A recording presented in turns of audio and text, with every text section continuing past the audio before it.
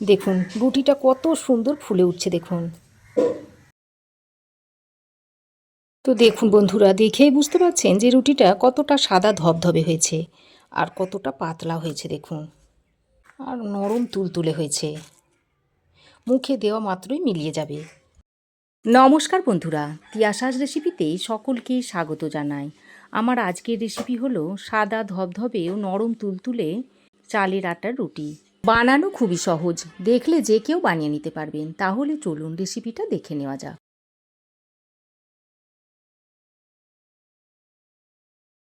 রেসিপিটা করার জন্য এখানে আমি একটা বড় পাত্র নিয়েছি। তারপর এর মধ্যে দিয়ে দিচ্ছি এই বাটির মাপ করে 2 বাটি মতো চালের গুঁড়ো। প্রথম 1 বাটি দিয়েছি আর এই 1 বাটি দিয়ে দিচ্ছি। আর রুটিটা যাতে ছিঁড়ে ফেটে না যায় সেজন্য এই ছোট বাটির 1 বাটি মতো ময়দা দিয়ে দিচ্ছি। প্রথমেই আমি চালের গুঁড়ো আর ময়দাটাকে এইভাবে মিশিয়ে নিচ্ছি। চালের আটা রুটি করার সময় এইভাবে একটু ময়দা মিশিয়ে নেবেন, দেখবেন রুটিটা খুব সুন্দর হবে, খুবই পাতলা হবে আর রুটিটা ছিঁড়বেও না, ফাটবেও না। তো দেখুন চালের গুঁড়ো আর ময়দাটাকে খুব ভালো করে মিশিয়ে নিয়েছি। এবার আমি গ্যাস অন করে একটা কড়াই বসিয়ে দিয়েছি। যে বাটির মাপ করে আমি চালের গুঁড়োটা নিয়েছিলাম সেই বাটির মাপে আমি জল এখানে দিয়ে দিচ্ছি। এখানে আমি 2 বাটি চালের গুঁড়ো নিয়েছিলাম আর জলটা দিয়ে দিতে হবে 2 বাটি, আর অল্প একটু দিয়ে দিতে হবে। 2 বাটি মতো জল আমি আগে দিয়েছি আর এই বাটির হাফ বাটি মতো জল দিয়ে দিলাম, অর্থাৎ 2.5 বাটি মতো জল লাগবে। এবার আমি এই জলের মধ্যে স্বাদ মতো নুন দিয়ে দিচ্ছি। নুনটা দিয়ে জলের সঙ্গে খুব ভালো করে নেড়েচেড়ে মিশিয়ে নিচ্ছি। তারপর জলটা ফুটে আসা পর্যন্ত অপেক্ষা করতে হবে। এবার আমি একটা ঢাকনা লাগিয়ে দিচ্ছি, তাহলে জলটা তাড়াতাড়ি ফুটে যাবে। তো দেখুন ঢাকা দিয়ে আমি জলটাকে ফুটিয়ে নিয়েছি। এবার আমি যে চালের গুঁড়ো আর ময়দাটা মিশিয়ে রেখেছিলাম সেটা এখানে দিয়ে দিচ্ছি। 1 হাতে করে চালের গুঁড়োটা দিচ্ছি আর 1 হাতে করে মিশিয়ে নিচ্ছি এইভাবে। খুব ভালো করে মিশিয়ে নিয়ে জল দিয়ে এই আটাটাকে ভালো করে সেদ্ধ করে নেব। তো দেখুন যে পরিমাণ জল আর যে পরিমাণ আটা দিয়েছে আমার, পরিমাণটা দেখুন ঠিকঠাক হয়েছে।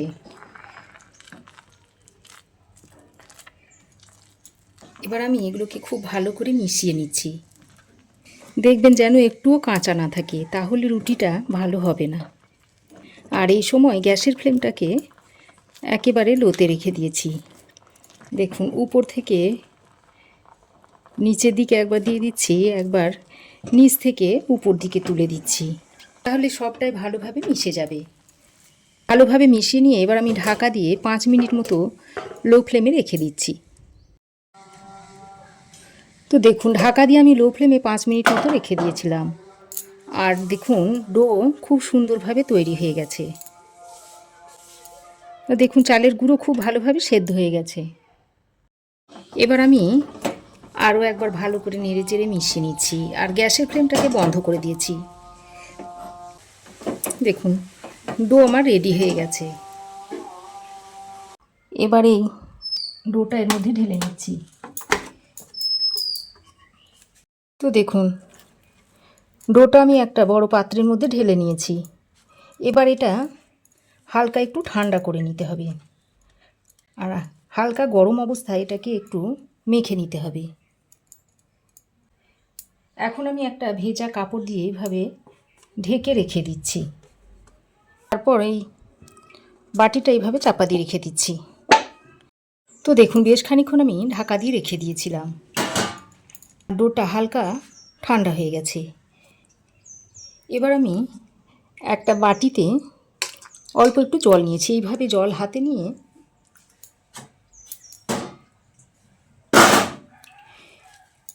এটাকে মেখে নিতে হবে আর হালকা গরম থাকা অবস্থায় কিন্তু এই কাজটা করে নিতে হবে, তা না হলে দলা পাকিয়ে যাবে।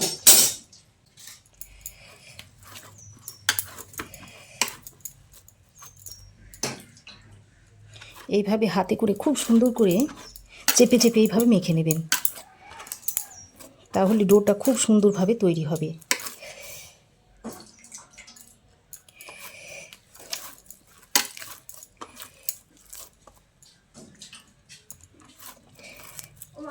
এভাবে সব আটাটাকেই আমি মেখে নেব। তো দেখুন সব আটাটাকে আমি এরকম গরম থাকা অবস্থায় হাতে জল দিয়ে দিয়ে মেখে নিয়েছি। এবার আমি একটা ভেজা কাপড় দিয়ে ঢেকে রেখে দিচ্ছি।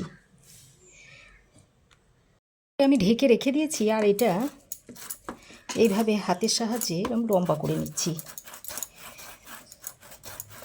তারপর এর থেকে লেচি কেটে নেব। একটা মাঝারি সাইজ করে লেচি কেটে নিতে হবে। তো দেখুন এই রকম করে আমি লেচি কেটে নিচ্ছি। হাতে একটু জল দিয়ে এইভাবে লেচিগুলো কেটে নেবেন, তাহলে সুবিধা হবে।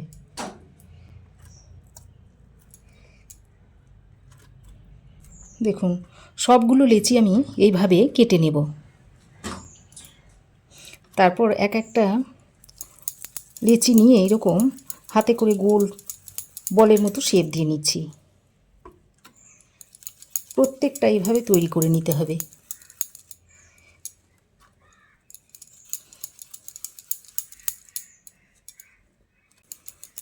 দেখুন এরকম গোল বলের শেপ দিয়ে নিচ্ছি। তারপর এগুলোকে আবারও ভেজা কাপড়ের মধ্যে ঢেকে রাখতে হবে, তা না হলে ফেটে যাবে। এবার আমি যে বলগুলো তৈরি করলাম সেগুলো একটা নিয়ে নিচ্ছি। তারপর এখানে আমি একটা পাত্রে বেশ কিছুটা চালের গুঁড়ো নিয়েছি। এবার এই চালের গুঁড়োর মধ্যে যে বলটা নিয়েছি সেটা নিয়ে একটু হাতের সাহায্যে এইভাবে বাটির শেপ দিয়ে নিচ্ছি।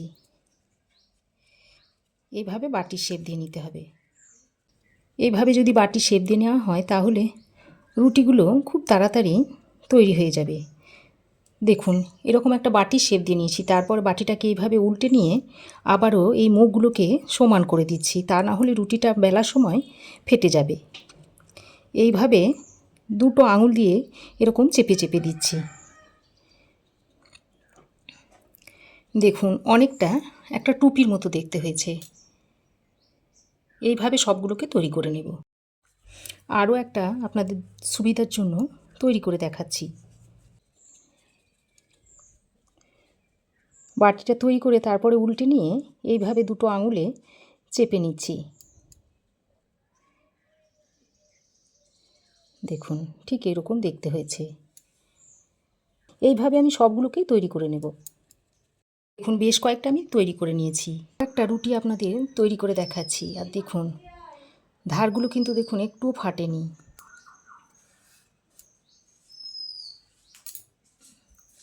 এইভাবে উপর থেকে চালের গুঁড়ি ছড়িয়ে দিচ্ছি।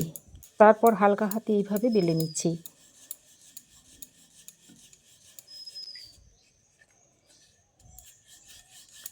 দেখুন এইভাবে রুটি তৈরি করলে রুটি ফাটবে না আর পাতলা হবে। চালের একটা রুটি দিয়ে হাঁসের মাংস খেতে অসাধারণ লাগে। তো দেখুন রুটিটা কত সুন্দর বেলা হয়েছে, একটুও কিন্তু চার সাইড ফাটেনি আর কতটা পাতলা হয়েছে দেখে আপনারা নিশ্চয়ই বুঝতে পারছেন। আমার আঙুলগুলো দেখুন পিছন দিক থেকে দেখা যাচ্ছে, এতটাই পাতলা হয়েছে। এবার আমি গ্যাস অন করে একটা তাওয়া বসিয়ে নিয়েছি। এবার আমি যে রুটিগুলো বেলে নিয়েছিলাম সেটা দিয়ে দিচ্ছি। এখন আমি গ্যাসের ফ্লেমটাকে মিডিয়াম টু হাই রেখে দিয়েছি। তারপর রুটিটাকে উল্টে পাল্টে সেঁকে নিতে হবে। একদম হাই হিটে ভাজা যাবে না, হাই হিটে ভাজলে রুটিটা পুড়ে যাবে। তো দেখুন রুটির উপর থেকে এইভাবে যখন হালকা ধোঁয়া উঠতে শুরু করবে সেই পর্যায়ে রুটিটাকে এইভাবে উল্টে দিতে হবে।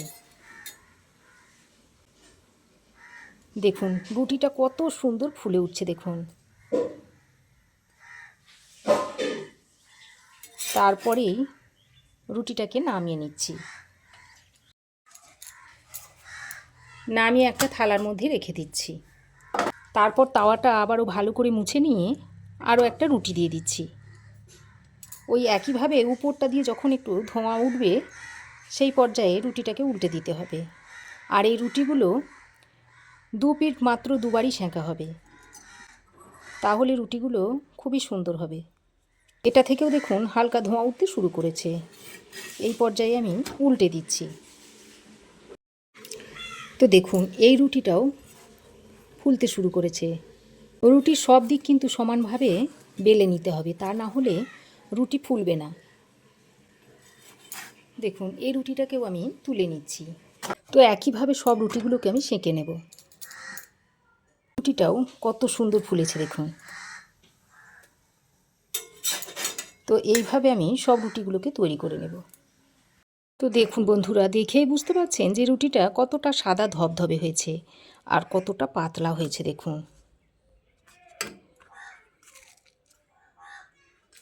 আর নরম তুলতুলে হয়েছে, মুখে দেওয়া মাত্রই মিলিয়ে যাবে। এবার আমি একটা দেখুন ছিঁড়ে দেখাচ্ছি। দেখুন কত সুন্দর হয়েছে দেখুন, একেবারে পকেটের মতো তৈরি হয়ে গেছে। খুব সুন্দর ফুলেছে, তো তাই এরকম পকেট হয়ে গেছে। আর এই চালের আটার রুটিটা আমি হাঁসের মাংস দিয়ে সার্ভ করে দিয়েছি। তো বন্ধুরা, আমার এই আজকের সাদা ধবধবে চালের আটার রুটির রেসিপি আপনাদের কেমন লাগলো অবশ্যই একটা কমেন্ট করে জানাবেন। ভালো লাগলে একটা লাইক ও শেয়ার করবেন। পাশে থাকা বেল আইকনটা অবশ্যই প্রেস করে দেবেন। আর আমার চ্যানেলে যদি নতুন হয়ে থাকেন তো প্লিজ চ্যানেলটাকে সাবস্ক্রাইব করার অনুরোধ রইল। আজ এ পর্যন্তই। আবার দেখা হবে নতুন কোনো রেসিপি নিয়ে নেক্সট এপিসোডে। সে পর্যন্ত ভালো থাকবেন, সুস্থ থাকবেন। ধন্যবাদ।